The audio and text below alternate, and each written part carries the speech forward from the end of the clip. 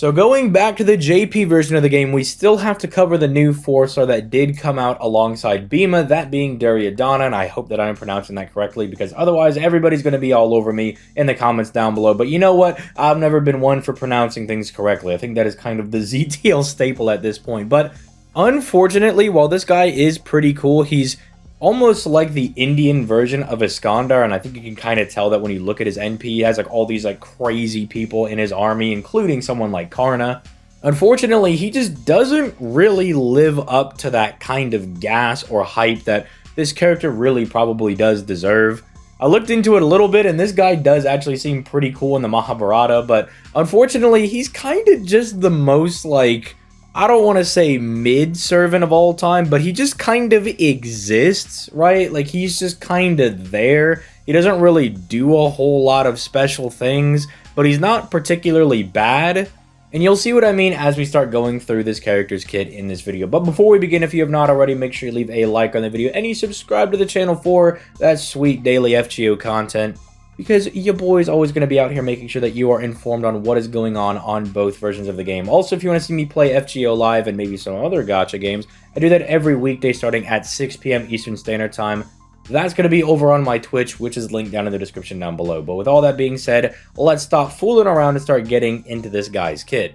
And starting off with his hits, they're not the most impressive. I mean, he's only got 0.32% NP gain, and sure, because he does have an AoE Arts NP with 6 hits on it, he is able to kind of get away with farming. If you do need him to be that guy for you, you don't have Ibuki, you don't have Space Ishtar, you don't have Kama, you don't have one of these better farmers, he can kind of get the job done. Just keep in mind that his damage isn't super great, and spoiler alert, he does not have any way to like build up his damage, or there's no special damage mod, so kind of the damage you got is the damage you're going to have to be happy with. And I mean, even outside of that, I mean, none of his hits are super crazy. He doesn't have any insane passive skills to open up here with. So honestly, we're just going to kind of start moving into some of his skills, because there's not a whole lot here for the hits. It's just like serviceable at best. Like, everything is just as okay as it could be. Again, nothing super exceptional, just kind of there.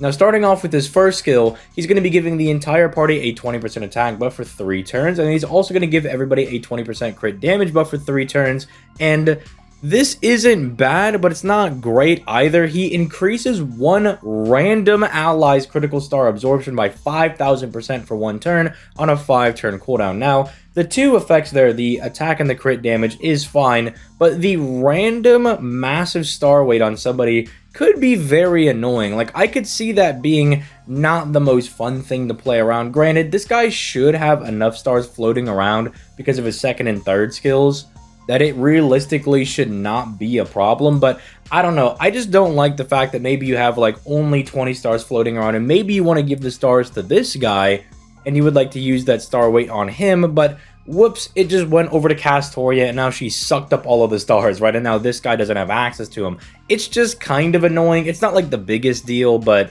I don't know why they would make it a random thing and not something that you could choose, because that would give him a little bit of utility or just an extra star weight for himself if you wanted to use it at its most basic level. But unfortunately, it's just tossing it out to somebody random, and that might just actually mess up one of your setups. But overall, the attack buff and the crit damage buff is going to be nice, especially because combined with the 2nd skill, that's going to be giving him a 30% arts buff for himself for 3 turns and a 30% crit damage buff for 3 turns. That means he's going to be not only multiplying 2 damage types into each other, that being his attack buff and his arts buff, that's going to give him the decent damage that he has. Again, not the craziest level of damage that he's able to do, but it is decent enough, I suppose, for him doing a 20% attack buff into a 30% arts buff. But the 30% crit damage buff is also nice, because that combines with his first skill to give him a 50% crit damage buff, and that's like the waiver crit ability. That's not the worst thing. Again, you can do some pretty nice crits with that, and it bombs 15 stars for him, so that's very nice. And I guess we'll lead into his 3rd skill,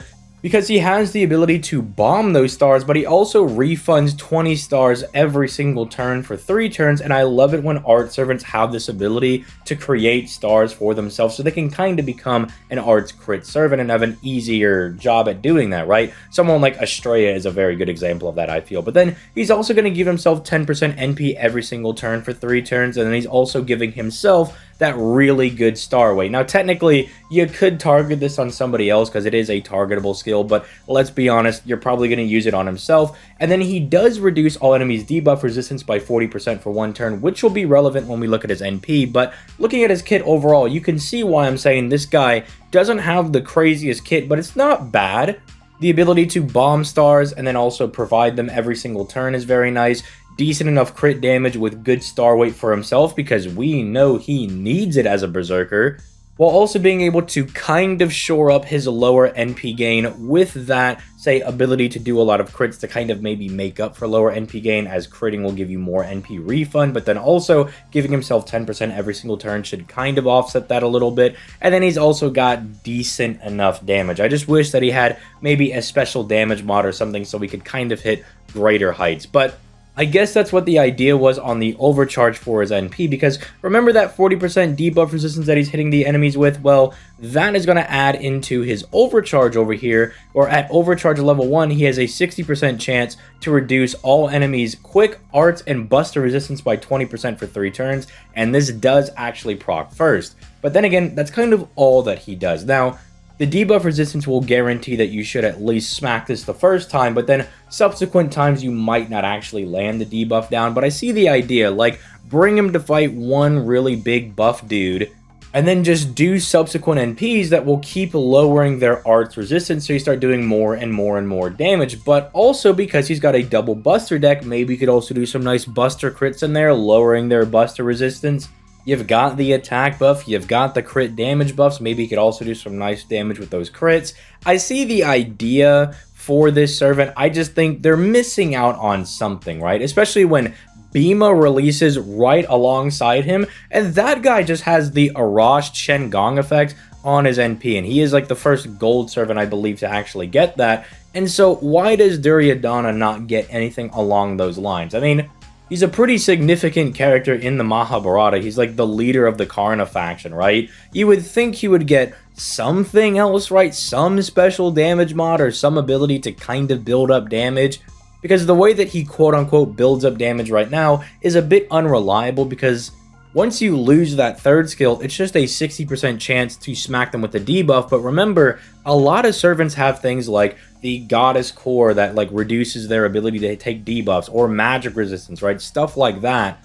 It's going to make it a little bit hard for him to actually do that and build up to any real respectable level. So I don't know, he just doesn't seem like he's all that great of a servant. Doesn't seem bad because he does have a decent enough kit, but he's even missing stuff like, say, survivability. No debuff cleansing, no healing, no damage cut, dodge, invincibility, nothing like that, when he clearly wants to be used in more difficult content to hit people with crits, to apply a lot of debuffs to a boss and keep smacking them with that, right? It seems like he's built for more difficult content, but he's just also not all there. But let me know what you guys think in the comments down below. Again, I think he's probably going to settle in more of like a C tier range for me, maybe like C+.